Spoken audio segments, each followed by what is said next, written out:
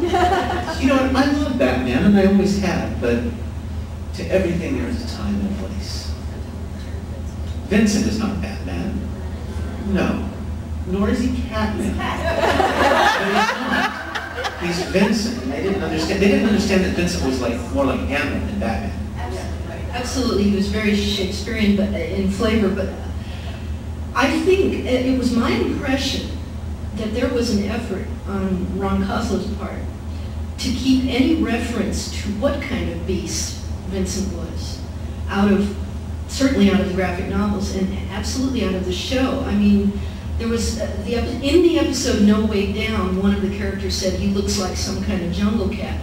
But that's the only time anyone really that I can recall refers to Vincent as a cat. People say it looks like this man was scratched by some kind of beast or something. But I think the fact that Vincent was leonine was chosen because there is an inherent nobility in a lion's face with the mane.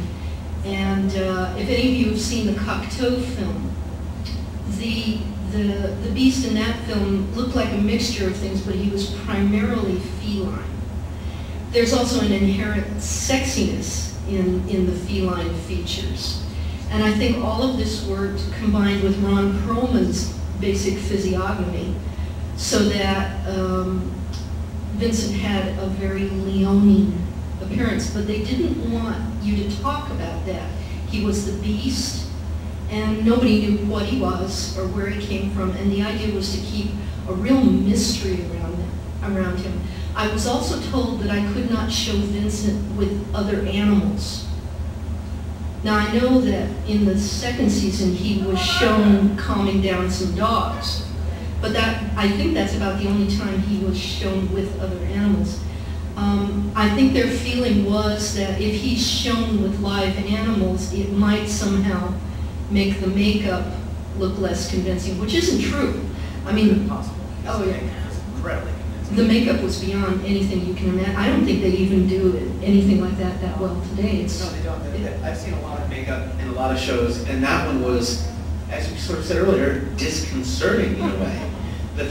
In Shades of Grey, halfway through the opening scene, I had to ask Ron to come over and show me where his face was, because it was disconcerting in a way, acting with Vincent and not knowing where Ron was. And I didn't know what Ron's face looked like, so but he told me what the pieces were, so I could go, okay. Because otherwise it was almost too real to deal with. The first time I met Vincent was the first time I visited the set. I was actually visiting George R.R. Martin, and we had lunch, and then he said, "Would you like to go onto the set? You know, do bears in the woods?" And they were filming an episode with the first episode that had Elliot Birch in it. What was the name of that one? That's it. And so the first person I met was Elliot Birch, and he was very good looking, very charming. And then I turned around, and here comes Vincent in the full makeup, wearing a white t-shirt and khaki pants. And white, they weren't, I don't know if they were tennis shoes or were just, you know, so talk about surreal. And he's got his hands in his pockets, he comes up. And George introduced me, and this was before the idea of the graphic novels was really starting to get talked about. And, you know, Linda was filming a scene, so Ron goes like this, shh, and watch Linda film her scene. And in the middle of the scene, the sound guy says, "We got a problem, we're getting cooing." And it turns out that up in the rafters, there are pigeons. And they had a guy specifically, do you remember this? A guy with a gun specifically to go up there and shoot a gun to get the pigeons out of the rafters so the cooing doesn't come in. So Vincent looks up and goes, "Fire in the hole!"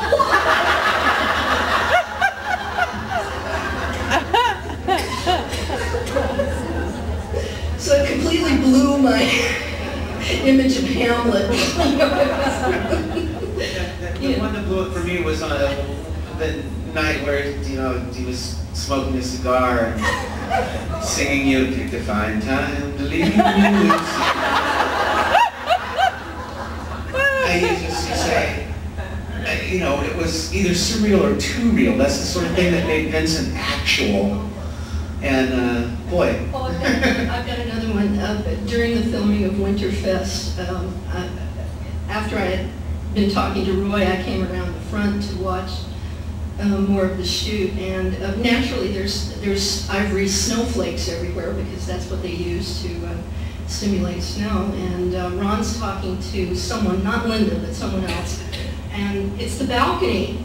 And so he was in his full Christmas regalia, and he sits on the balcony, and someone shouted at him, "Ron, you know that's snow, don't you?"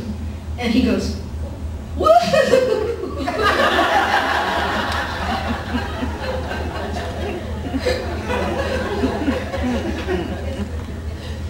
Are there any other questions? Hi. I have a question for Wendy. The portrait that they used in Woodward, was that an actual painting? Yeah. Or just a picture?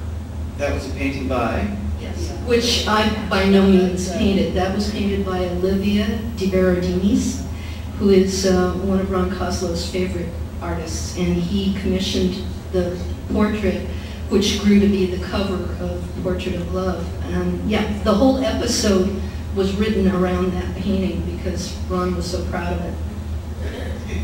I think Olivia was a neighbor of his and stuff, which I was very Yes. impressed with because she sure is a talented painter. What was your favorite episode as Mouse? My favorite episode is Mouse. Well, you know, I have my favorite. I'm just wondering what your favorite well, is. it's two for two different reasons. Fever, because it's just so cool, and because James Avery is so great in it, and because it was so much fun to shoot that it's really one of my best memories. The set for the pirate ship, the buried pirate ship and everything was stunning to behold, amazing and difficult to work on. And all of the actors, David Clennon was so fantastic in it, and I've always loved David, and it was an honor to be working with him and to be stabbed in the gut by him.